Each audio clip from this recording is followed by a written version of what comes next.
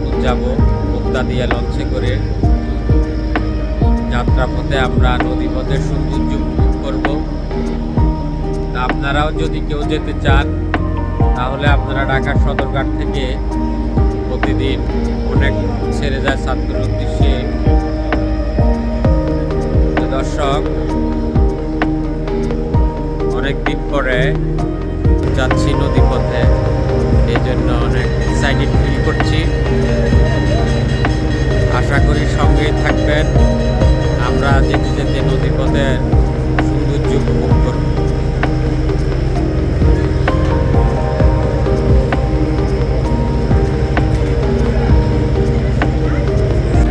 দর্শক, চাঁদপুর যাওয়ার উদ্দেশ্যে আমরা এখন মুক্তিয়া লঞ্চের ছাদে আছি। ছাদ থেকে নদীপথের সৌন্দর্য উপভোগ করছি। এখানে আপনারা দেখতেছেন নৌকা, ছোট ছোট নৌকাতে বিভিন্ন যাত্রী পারাপার হচ্ছে এবং বিভিন্ন লঞ্চ দাঁড়িয়ে আছে। এই যাত্রীগুলি এই পার থেকে ওই পার যাচ্ছে এবং বিভিন্ন পণ্য পরিবহন করছে।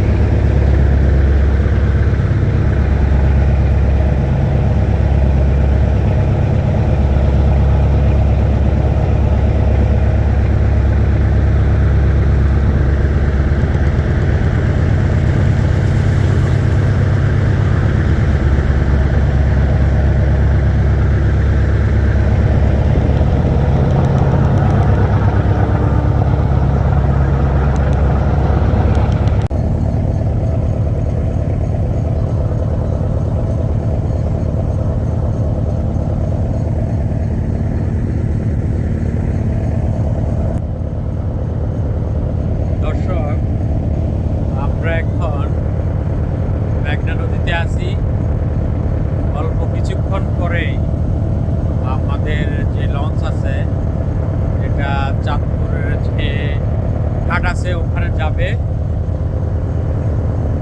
দর্শক, একটা সময় ছিল যে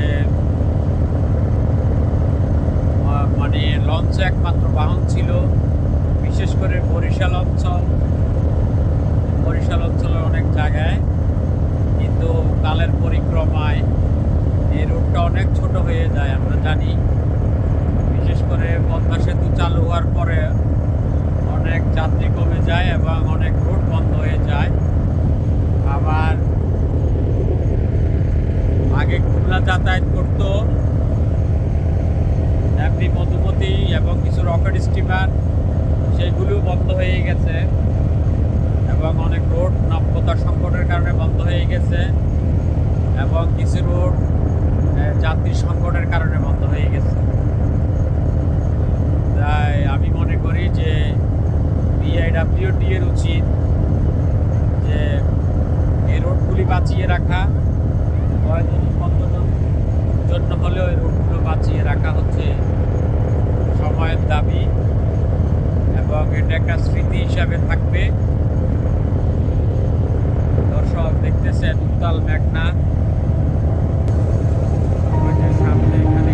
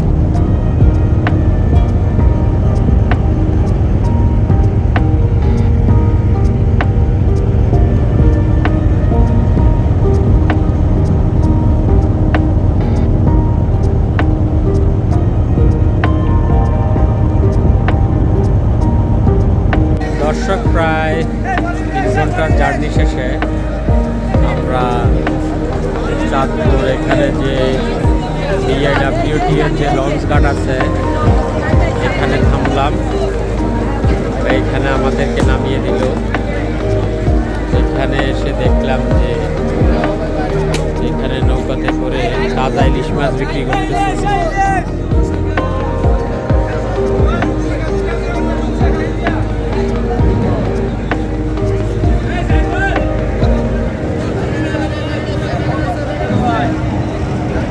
ইলিশ মাছগুলি হচ্ছে 1200 টাকা কেজি এবং সকালে ধরা ইলিশ মাছগুলি।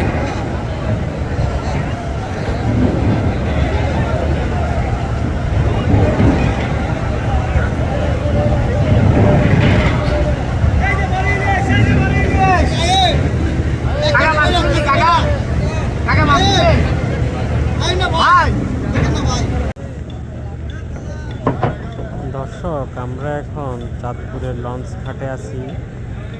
এখানে লঞ্চ ঘাটের পাশে এখানে নৌকাতে করে ইলিশ মাছ বিক্রি করতেছে।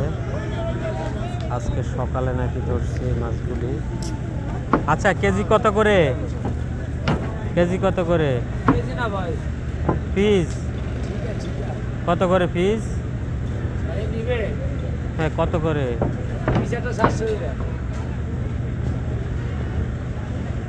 উনি পিস করে বিক্রি করতেছে এখানে।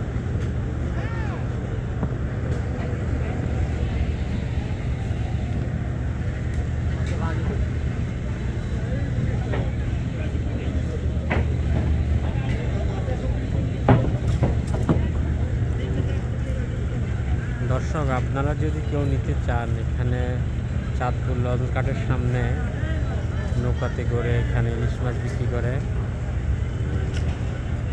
কয়েকজন আছে। ওখানে 5-6টা নৌকাতে করে ওরা লঞ্চের চারপাশে বিক্রি করে, আপনারা নিতে পারেন।